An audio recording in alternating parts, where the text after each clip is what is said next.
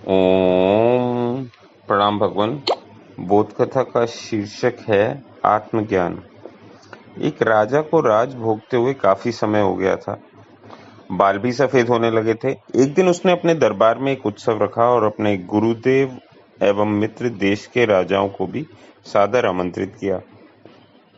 उत्सव को रोचक बनाने के लिए राज्य की सुप्रसिद्ध नर्तकी को भी बुलाया गया।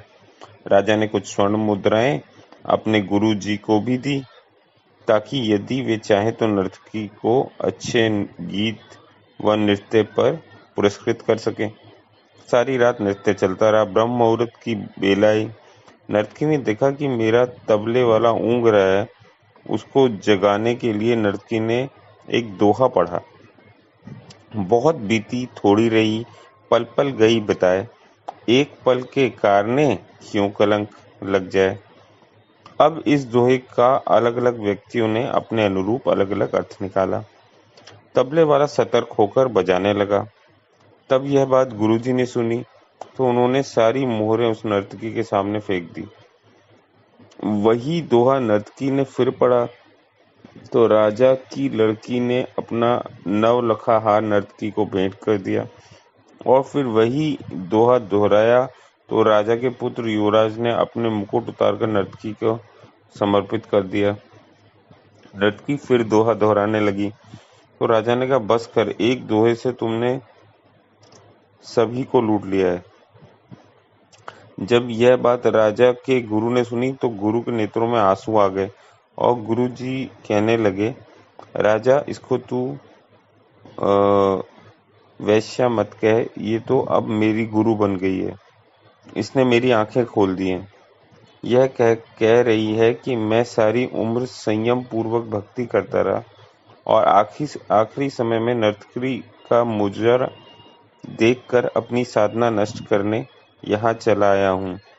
भाई, मैं तो चला। यह कहकर गुरुजी तो अपना कमंडल उठाकर जंगल की ओर चल पड़े। राजा की लड़की ने कहा, पिताजी, मैं जवान हो गई हूँ, आप आंखें बंद किए बैठे हैं। मेरी शादी नहीं कर रहे थे और आज मैंने आपके महावत के साथ भागकर अपना जीवन बर्बाद कर लेना था, लेकिन इस नर्तकी ने मुझे सुमति दी है कि जल्दबाजी मत कर, कभी तो तेरी शादी होगी ही। क्यों अपने पिता को कलंकित करने पर तुली है?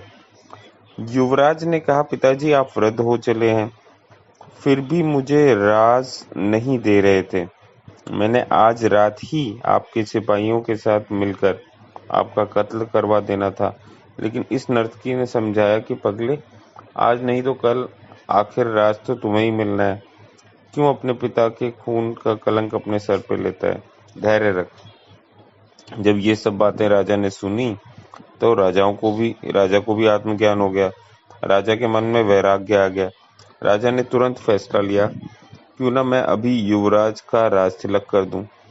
फिर क्या था, उसी समय राजा ने युवराज का राज तिलक किया और अपनी पुत्री को कहा, पुत्री, दरबार में एक से एक राजकुमार आए हुए हैं, तुम अपनी इच्छा से किसी भी राजकुमार के गले में वरमाला डालकर पति के रूप में चुन सकती हो।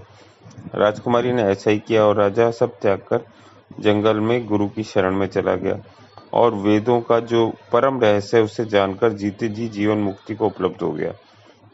यह सब देखकर नर्तकी ने सोचा, मेरे एक दोहे से इतने लोग सुधर गए, लेकिन मैं क्यों नहीं सुधर पाई।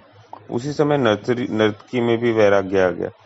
उसने उसी समय निर्णय लिया कि आज ही मैं अपना बुरा धंधा बंद करती हूँ और कहा कि हे प्रभु, मेरे पापों से मुझे क्षमा करना। बस आज से मैं सिर्फ तेरा नाम सिमरन करूंगी। समझ आने की बात है, दुनिया बदलते देर नहीं लगती। एक दोहे की 2 लाइनों से भी हृदय परिवर्तन हो सकता है। बस केवल थोड़ा धैर्य रखकर चिंतन करने की आवश्यकता है। प्रशंसा से पिघलना नहीं चाहिए, आलोचना से उबलना नहीं चाहिए।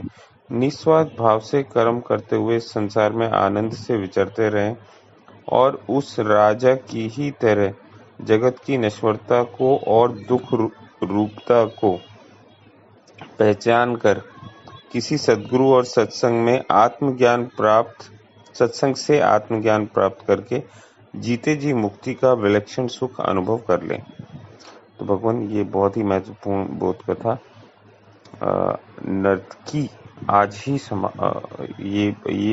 अब समाप्त होती है और बहुत ही अद्भुत बोध कथा है। धन्यवाद प्रभु।